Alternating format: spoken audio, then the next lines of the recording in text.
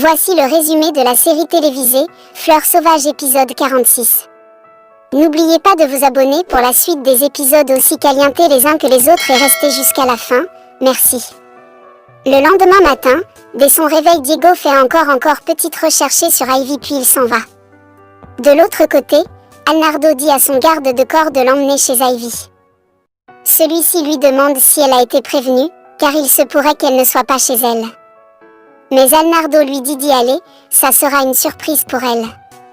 Ajoute qu'il aura besoin de lui pour l'aider à avoir tout ce qu'il veut de lui.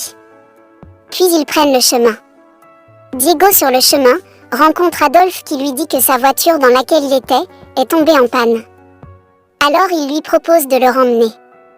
De l'autre côté, pendant que Ivy regardait la photo de sa mère en lui promettant qu'elle va la libérer bientôt, Carlotta vient l'interrompre en lui disant qu'elle a de la visite. Surprise de voir Alnardo là, elle lui demande que lui vaut l'honneur de cette visite. C'est après l'avoir complimentée qu'elle était ravissante ce matin, qu'il lui dit que son grand-père veut la voir. Mais celle-ci lui dit qu'elle n'a pas un souvenir d'avoir pris rendez-vous avec lui aujourd'hui. Mais il lui dit d'accepter et ils s'en vont chez eux à la maison pour rencontrer Julio. Diego, en voyant les voitures qui partaient de chez Ivy, il se dit qu'il faut qu'il la protège de sa famille. De l'autre côté, Laurine fait part à son mari de son inquiétude au sujet de Diego et Ivy. Car oui, elle n'a pas envie qu'il souffre à cause d'elle.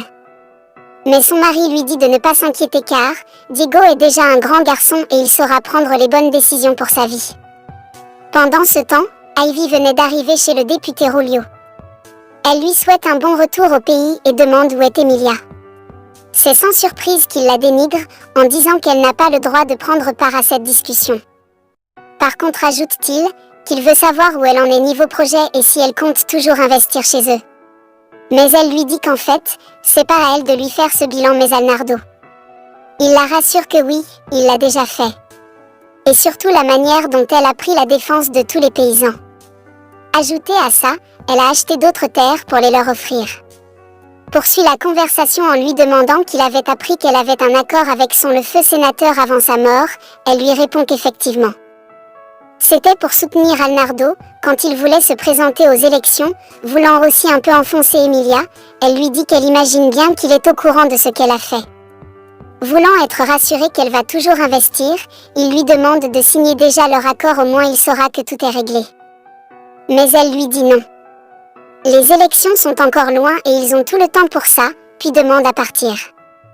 En partant, elle entend Emilia au téléphone, qui disait à son mari Raoul de rester encore chez sa famille car son père pourrait le tuer.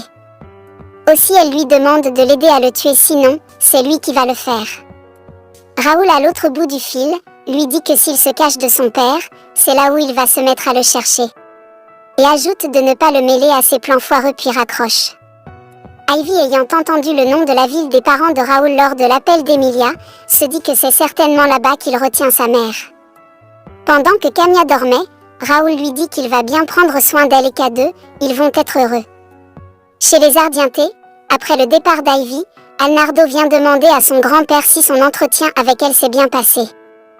Il lui demande s'il pense qu'il allait réussir à la faire signer aussi facilement. Ajoute qu'avec elle, il faudrait employer d'autres méthodes. Puis qu'il la soupçonne de leur cacher des choses, alors il aimerait qu'ils la suivent partout. Sans jamais la perdre de vue pour découvrir ce qu'elle leur cache. Aussitôt ils se mettent en route.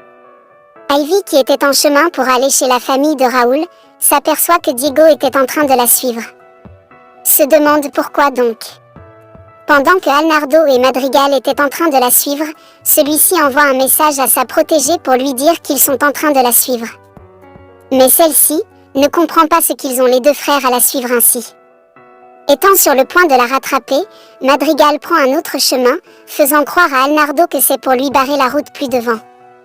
Mais au final, ils l'ont juste perdu de vue. Énervé, Alnardo lui demande s'il a fait ça exprès.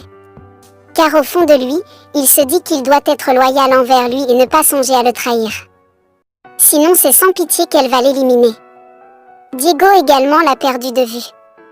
Au réveil de Camilla, elle se met encore à pleurer et faire des crises. Mais Diego essaie de la calmer en vain. À croire qu'elle avait une douleur quelque part.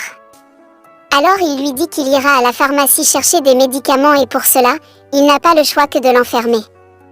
Une fois partie, elle se reprend. On comprend bien qu'elle a fait semblant d'avoir mal pour le faire sortir. Pendant ce temps, Emilia est en pleine crise. Elle n'arrête pas de pleurer et repenser à toutes les atrocités que lui a dit son père. Comme à sa précieuse habitude, sa tante Claire vient la calmer et lui rappelle pour une énième fois qu'elle n'est pas du tout seule dans ce combat. Qu'à deux, elles vont la battre. Et tout ça, Rulio entend à la porte. Et elle ne s'en était même pas rendu compte toutes les deux que Rulio était là, à la porte discrètement à les écouter. Ivy enfin arrivée au village de la famille de Raoul, elle demande d'après eux. Une femme lui indique précisément où ils habitent. Puis Ivy se met en route car le droit était un peu reculé de là où elle était allée le chercher. Diego, ayant perdu Ivy de vue, se rend chez elle et dit à Carlotta qu'il est inquiet. Alors, il voudrait l'attendre jusqu'à son retour. C'est sans contester que Carlotta le fait rentrer pour qu'il l'attende.